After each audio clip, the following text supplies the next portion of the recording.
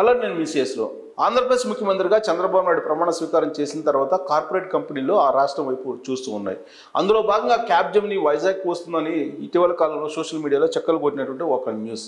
కానీ BPCL Bharat petroleum corporation refinery ఒకటి ఆంధ్రప్రదేశ్కి రావడానికి సిద్ధమైంది. ఇప్పుడు అది కనుక ఆంధ్రప్రదేశ్కి వస్తే కొన్ని వందల ఉద్యోగాలు, అలాగే నిర్మాణానికి సంబంధించినటువంటి పనులు చాలా వేగంగా జరిగేటువంటి అవకాశం ఉంది. ఉపాధి అవకాశాలు భారీగా పెరిగేటువంటి అవకాశం ఉంది. ఇంతకీ భారత్ పెట్రోలియం కార్పొరేషన్ ఎక్కడ ఏర్పాటు చేయబోతున్న రిఫైనరీని?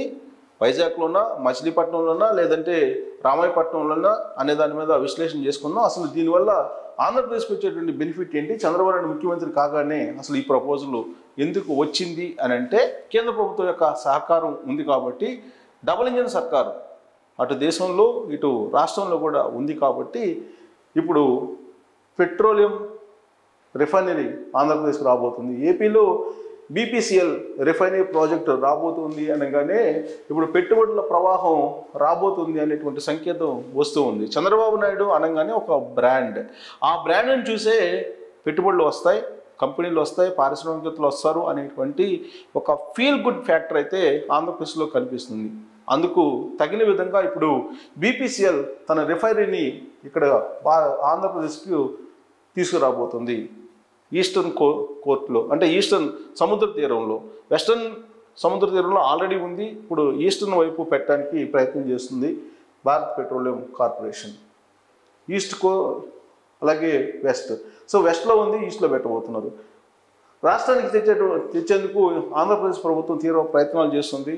సో చంద్రబాబు నాయుడు ప్రయత్నం చేశారంటే డెఫినెట్గా ఆ లక్ష్యాన్ని చేరుకుంటారో అనేది ఆయనకున్నటువంటి బ్రాండ్ నేమ్ కానీ, ఆయనకున్నటువంటి గుడ్ విల్ కానీ, ఆయనకున్నటువంటి చిత్తశుద్ధి కానీ మనందరికీ కూడా తెలిసిందే. ఉమ్మడి ఆంధ్రప్రదేశ్కు ఏ విధంగా కంపెనీలు తీసుకొచ్చారు, ఆంధ్రప్రదేశ్లో ఆ రోజున హైదరాబాద్ని ఏ విధంగా డెవలప్ చేశారనేది మనం చూసాం. ఆ తర్వాత 2014లో విడిపోయినటువంటి ఆంధ్రప్రదేశ్ ముఖ్యమంత్రి అయిన తర్వాత చంద్రబాబు నాయుడు అమరావతికి సంబంధించిన ప్రాజెక్టును ఏ విధంగా తయారు చేయడానికి ప్రయత్నం చేశారో కూడా చూసాం.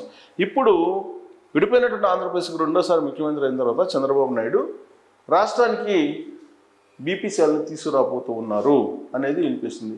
50,000 కోట్ల రూపాయల రిఫైనరీ రాబోతోంది పెట్టుబడితో. 50,000 కోట్ల రూపాయల పెట్టుబడితో భారత్ పెట్రోలియం కార్పొరేషన్ ఆంధ్రప్రదేశ్లో రిఫైనరీని పెట్టబోతుంది, నిర్మించబోతుంది అనేది ఇప్పుడు వినిపిస్తుంది. దానికి సంబంధించిన ప్రణాళికలు కూడా ఇప్పుడు తయారవుతున్నాయి.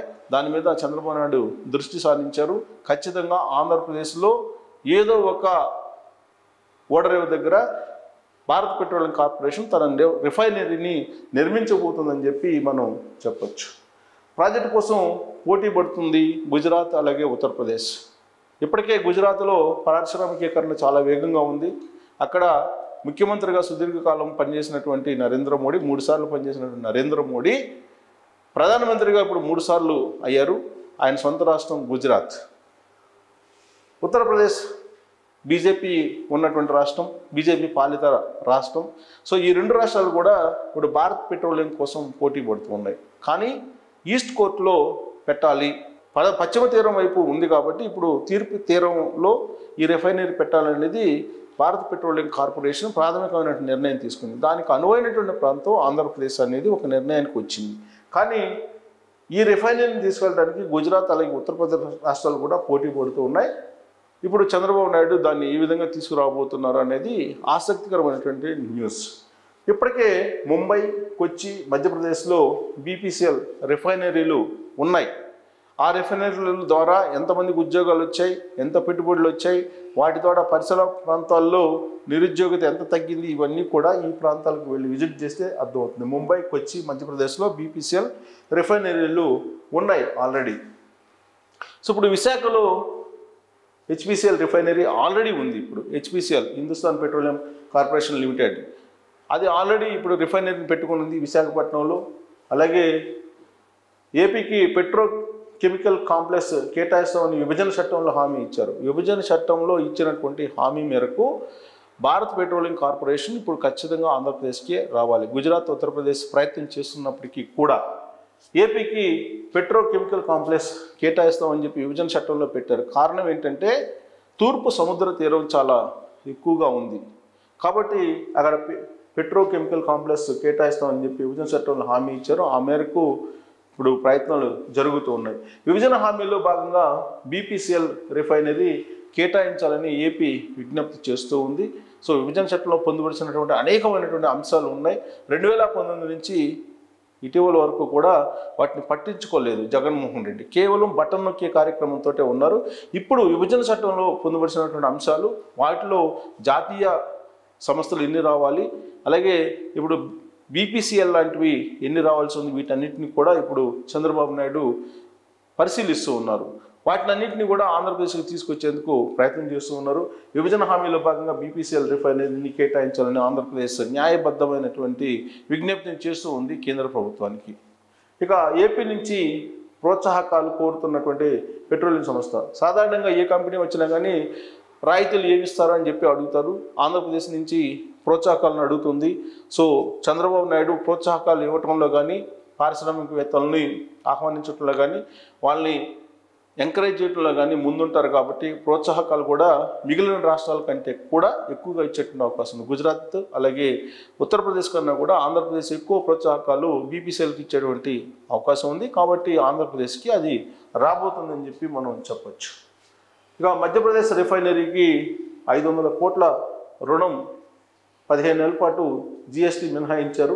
మధ్యప్రదేశ్లో రిఫైనరీ పెట్టేటువంటి సమయంలో 500 కోట్ల రుణం ఇచ్చారు.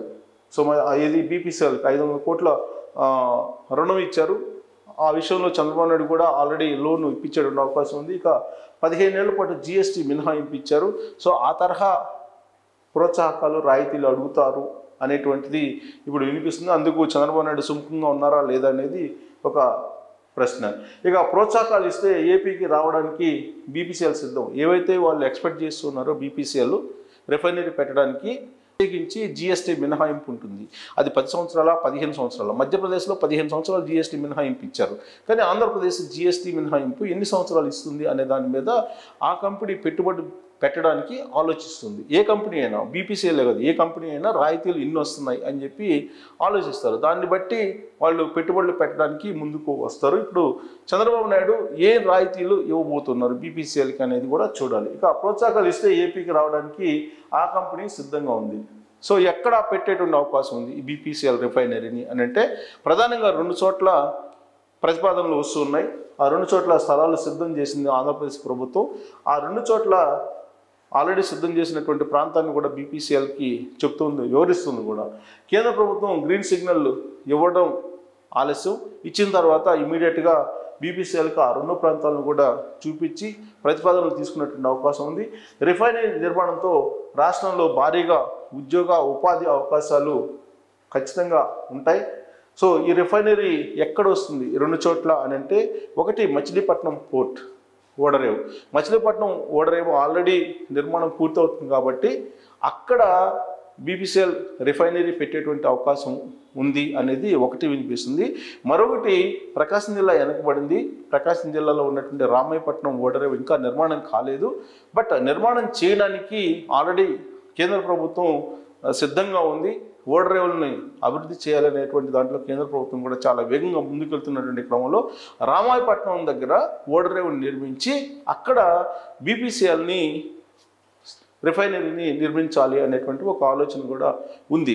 సో వెనుకబడిన ప్రాంతంగా ఉన్నటువంటి ప్రకాశం జిల్లాకే ఈ రిఫైనరీ వచ్చేటువంటి అవకాశం ఉంది అనేది ఇప్పుడు ప్రభుత్వ వర్గాల్లో వినిపిస్తున్నటువంటి మాట. ఎందుకంటే మచిలీపట్నం ఆల్రెడీ కృష్ణా, గుంటూరు, అమరావతి రాజధాని ప్రాంతం కాబట్టి అక్కడ మరింత విస్తరించేటువంటి అవకాశం ఉంది సిటీ. ప్రకాశం జిల్లా వెనకబడినటువంటి జిల్లా. ఇప్పటి వరకు కూడా ఏ సంస్థ అక్కడ రాలేదు, పారిశ్రామికవేత్తలు రాలేదు, ఏ కంపెనీ రాలేదు, చెప్పుకోదగ్గ అభివృద్ధి అక్కడ జరగలేదు. దాంతో ఇప్పుడు రామాయపట్నం ఓడరేవుకి బీపీసీఎల్ రిఫైనరీని తరలించాలి. రామాయపట్నం ఓడరేవును విస్తరించడంతో పాటు అక్కడ బీపీసీఎల్ రిఫైనరీ వస్తే కనుక ఉద్యోగ ఉపాధి అవకాశాలు పెరుగుతాయి. వెనుకబడినటువంటి ప్రాంతం కాస్త అభివృద్ధి చెందినటువంటి ప్రాంతంగా మారుతుంది అనేటువంటి అభిప్రాయం ఇప్పుడు ప్రభుత్వంలో కూడా ఉంది.